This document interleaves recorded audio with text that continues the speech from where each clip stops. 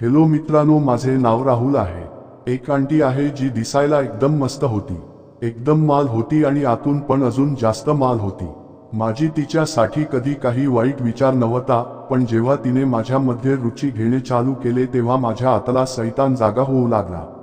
तिचा नवरा सरकारी ड्युटीमध्ये होता आणि जास्त घरी पण राहत नसे। ती 32 वर्षाची होती आणि तिला एक मुलगा पण होता आणि तो खूप स्वीट होता आणि मी पण स्वीट आहे। ही घटना काही दिवसापूर्वी घडली होती, जी मला रोज स्वर्ग दाखवून देते।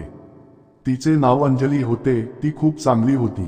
माझ्याकडे जेव्हा कधी पैसे राहत नव्हते तेव्हा मी तिच्याकडे मागायचो आणि ती मला लगेच पैसे देत असे आणि मग मी पण तिच्याकडून घेतलेले पैसे देऊन टाकत असे।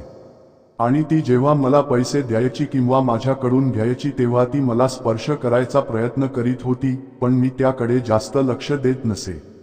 माझ्या बिल्डिंगमध्ये राहणाऱ्या सर्व पुरुषांची नजर तिच्यावर राहत असे आणि ती माझी पण ड्रीम गर्ल होती, पण मी माझ्या भावना माझ्या मनात ठेवत होतो आणि ते तिला माहिती होते। आणि मी आज आपण तिची मजा घेतो आहे आणि ती मला चांगले चांगले गिफ्ट पण देते आहे आणि मी ते सर्व गिफ्ट खूप चांगल्या रीतीने सांभाळून ठेवतो आहे। माझे आणि तिचे घर एक मजल्यावर आहे।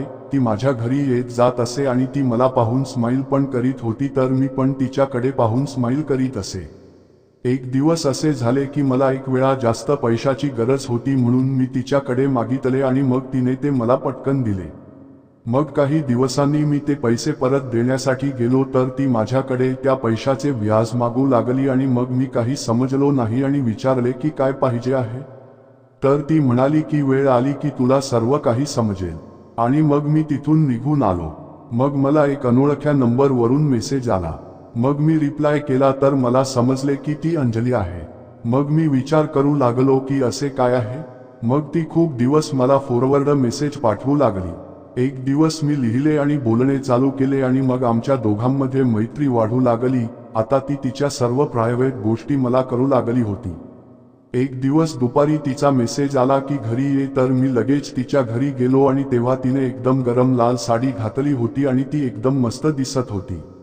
तर मग मी तिला असे म्हणले तर ती स्माइल देऊ लागली। मग ती माझ्यासाठी नाश्ता घेऊन आली। मग तिने मला कॉफीसाठी विचारले तर मी तिला हो म्हणालो। मग तिने किचनमध्ये जाऊन माझ्यासाठी कॉफी बनवली। मग जेव्हा ती कॉफी घेऊन आली तेव्हा ती कॉफी माझ्यावर पडली आणि मग मला वॉशरूममध्ये जावे लागले। आता ती पण वॉशरूममध्ये आली आणि मग ती मला तिच्या व्याजविषयी विचारू लागली आणि मग मी समजलो की ही 32 वर्षाची माल मला आज स्वर्गाची सफर करून देणार आहे।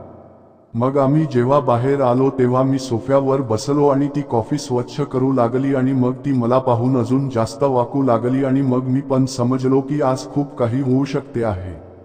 ती माझ्या बाजूला येऊन बसली आणि मग मी टीव्ही चालू करून टाकला आणि त्यामध्ये एक गरम मूवी येत होती। मी ती लावली आणि ती हळूहळू टीव्ही मध्ये पाहत पाहत माझ्याकडे सरकू लागली। मग मी काही वेळाने तिच्या खांद्यावर डोके ठेवले आणि तिने माझ्या मांडीवर तिचा हात ठेवून टाकला।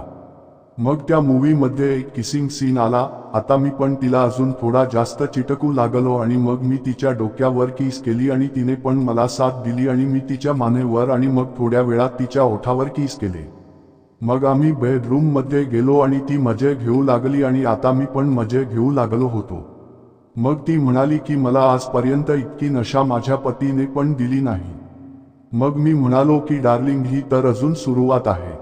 मग आम्ही दोघे खूप दमलो आणि मग मी तिला किस करून घरी निघून आलो आणि मग ती तिच्या मुलाला घेण्यासाठी शाळेला निघून गेली।